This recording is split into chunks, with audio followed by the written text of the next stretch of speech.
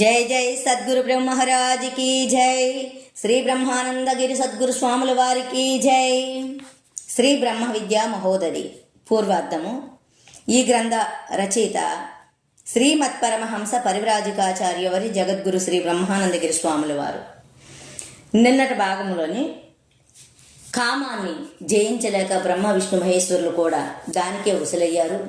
అలాగే ఈ కామ క్రోధ మోహ లోభమోహ మదమాశ్చర్యాలు అనేవి మనకి పితాపుత్రులు అవుతారు. వాళ్ళే బలీయమైనటువంటి వాళ్ళు అని ఆత్మజ్ఞానం లేకపోతే వీటికి మనం మానవుడైనా దేవతలైనా మహర్షులైనా కామానికి వసులవుతారు. ఆత్మజ్ఞానం కలిగి ఉంటే గనక ఆత్మలో ఇవన్నీ విలీనమయ్యి దాన్ని జయిస్తాడు ఆత్మజ్ఞానం అని చెప్పారు. అయితే ఆత్మజ్ఞానం ఎరగనటువంటి మూఢుడు ఏ రకంగా ఉంటాడో ఇక్కడ చిన్న ఉపమానం చెప్తానన్నారు. నేను లాంగ్ వీడియో అయిపోతుందని ఆపిస్తాను కాబట్టి ఇప్పుడు మొదలు పెడుతున్నాను. రత్నవర్తకుని కథ. చోళ దేశమును పరిపాలించడి ఒక రాజు పరదేశముపై దండెత్తి వెళ్ళెను. అక్కడ ఘోరమైనటువంటి యుద్ధం చేసి ఆ దేశపు రాజుని జయించి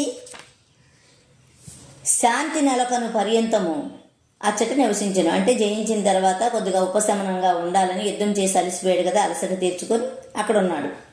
ఇచ్చట చోళ దేశంలో ఒకనాడు రాజు భార్య కామ పీడితి అయి గవాక్షము నుండి బయటకు చూశాను. అంటే కిటికీలో నుంచి, అంటే కామాన్ని జయించలేక కిటికీలో నుంచి బయటకు చూసింది. అప్పుడు ఆమెకు తన మేడకు ఎదురుగా ఉన్న గృహంలో ఒక రత్నవర్తకుడు కనిపించాడు. అంటే రత్నాలు అమ్ముకునే వ్యాపారి ఆవిడకి కనిపించాడు. అతడు అత్యంత రూప యవనములు కలిగి ఉండేను. అంటే ఎంతో అందంగా కలిగి ఉన్నాడు, మంచి యవనం మీద ఉన్నాడు. అతనిని చూడగానే రాణికి కామ ఉద్రేకం అధికమయ్యింది.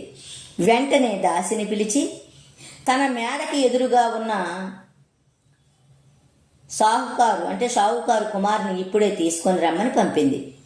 దాసి వెళ్ళి పిలవగానే అతడు సుందరమైనటువంటి వస్త్రాలు ఆభరణాలు ధరించుకొని రాణి వద్దకు వచ్చాడు. అంత రాణి దాసిని ద్వారం వద్ద కాపలా ఉంచి రత్నవర్తకుని శయ్యాగృహంలోనికి, అంటే తన బెడ్రూమ్లోకి, పడగదిలోకి తీసుకొని వెళ్ళి కామోపభోగములు తేలుచుండెను. ఇంతలో ద్వారము వద్ద కావలి ఉన్న దాసి పరిగెత్తుకుని వచ్చి రాజుగారు వస్తున్నారని చెప్పింది. ఆ మాటలు విని రత్నవర్తకుడు గడగడ వణుకుచూ నన్నెక్కడైనా దాచి ఉంచు అని చెప్పాడు. లేకపోతే నా ప్రాణాలు పోతాయి అన్నాడు. నీ పాదాలకు మురుకుతాను, నన్ను రక్షించు అని రాణిని బ్రతిమలాడాడు. రాణి భయపడొద్దని చెప్పి మల విసర్జన చేయు దొడ్డికి దిగువ భాగమునంటే సెప్టిక్ ట్యాంకు దగ్గర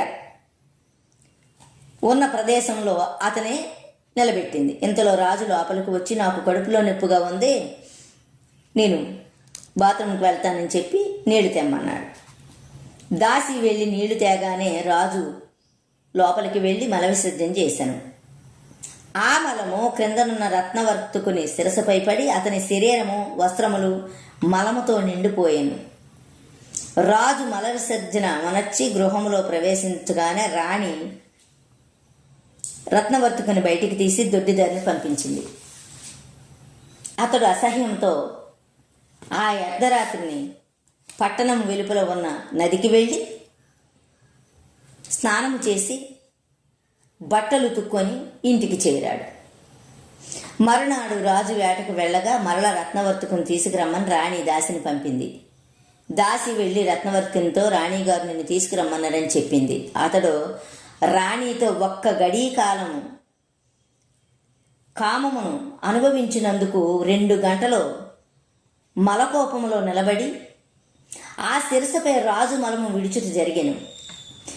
ఇలాగే నిత్యం పరస్త్రీలతో కూడినిచ ఎంతకాలము మలకోపములో ఉండవలసి వస్తుందో, ఎందరో ఆ శిరస్సుపై మలమును విడుస్తారో కదా అని ఇక నేను ఎన్నటికి రానని రాణితో చెప్పమని.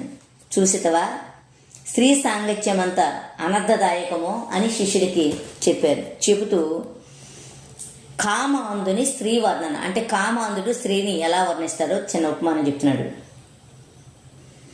కామాంధుడైన మానవుడు స్త్రీ సర్వ అనర్థములకు మూలమని ఎరగక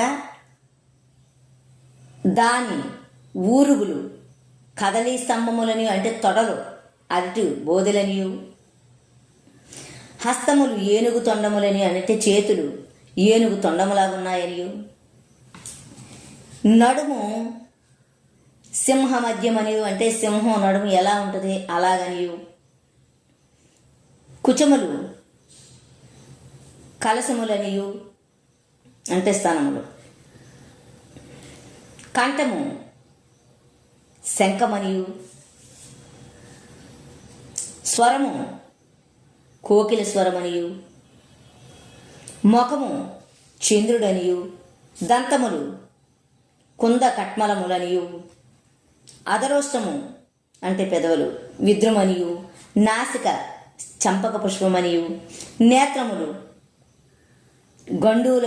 గండులమీలనియు, కనుబొమ్మలు ఇంద్రధనుసులనియు, పిరుదులు ఇసుక తిన్నెలనియు, శరీరము సూర్ణమనియు, నడక హంసయను, స్త్రీ సౌందర్యమును మహావైభవముగా వర్ణించుచున్నాడు. ఇక స్త్రీ సద్గుణ పుంజము కామాంధుడు వర్ణించినట్లు స్త్రీ సహజముగానే సౌందర్యవతి అయినచో దానికి బాహ్య అలంకారముతో పని ఏమి? తన సహజ కురూపత్వమును మరుగుపరుచుకుంట కొరకే బాహ్య అలంకారమును కోరుచుండును. ఏమంటున్నాడు? నిజంగానే స్త్రీ అంత సౌందర్యవతి అయితే దానికి ఈ నగలని, నాణ్యాలని, పౌడర్లని, సునోలని, మేకప్లని ఇవన్నీ ఎందుకు అంటే తను మామూలుగానే కురూపత్వంతో ఉంది, అది కప్పుకోవడానికే ఇవన్నీ అలంకరించుకొని సుందరంగా తయారవుతుంది అని చెప్తున్నాడు. అలాగే తన శరీర దుర్గంధమును కప్పిపుచ్చుకుంటే సుగంధ పదార్థాలను వేసుకుంటుంది, అంటే ఒంటి మీద ధరించుతుంది. వాస్తవంగా తనని విచారించి చూస్తే దాని అందున్నది మలమూత్రములు, రక్తమాంసములు, పుసులు, చీమిడి, గులిమి, ఉమ్మి, పాచి మొదలగు దుర్గంధ పదార్థములు మాత్రమే. స్త్రీ శరీరము మేద్యముతో నిండి ఉన్నది. దాని యందు బురుగుల సంఖ్యాకములు, చెమట మొదలగు వానిచే అది దుర్వాసన కొట్టుచున్నది. స్త్రీ శరీరమునందు సత్యమైనటువంటి శుభ్రమైనటువంటి పదార్థం ఏదీ లేదు, ఇది నిజము. ఇట్టి మలమూత్రములతో నిండి కంపు కొట్టుచున్న స్త్రీ శరీరమును చూసి మూర్ఖుడు మాత్రమే మోహమును పొందుచున్నాడు, కానీ పండితుడు మోహమును పొందడని శాస్త్రమునందు కలదు. మాంసపు ముద్దలైన స్తనములను బంగారు కుండలనియు అంటే వక్షస్థలం, కపమునకు నెలవగు ముఖమును చంద్రబింబమనియు అంటే నోటి నుంచి కపము, ఉమ్మి, శ్లేష్మం అన్నీ వస్తాయి కదా అది, మూత్రము చే తడిసిన కటి ప్రదేశమును ఏనుగు కుంభస్థలమనియు, అలాగే ఈ విధముగా యావగింపదగిన కామినీ రూపమును మూర్ఖులైన కొందరు కవులు పెద్ద చేసి పొగుడుదురని భర్తృహరి చెప్పాను. స్త్రీ రూపమును విచారించి చూచినచో అనృతము, సాహసము, మాయ, మూర్ఖత్వము, లోభత్వము, అచౌచత్వము, నిర్దయత్వము అను ఈ 7 దోషములు స్త్రీలకు స్వభావముగా ఉండును. ఇవిగాక మరికొన్ని దోషములను కూడా కొందరు స్త్రీలు స్వయముగా సంపాదించుకుంటారు. కావున స్త్రీ దుర్గణ కని అని సహజముగా చెప్పవచ్చును. ఇట్టి సాంగత్యం వలన సర్వ అనర్థములు సంభవించును అనుట సందేహం ఏమాత్రమును లేదు. అంటే స్త్రీ గురించి ఇంత వర్ణన చేశారు. సరే, ఇప్పుడు ఈ భాగం ఇంతటితో ముగించి మళ్ళా రేపటి భాగంలో కలుసుకుందాం. జై జై.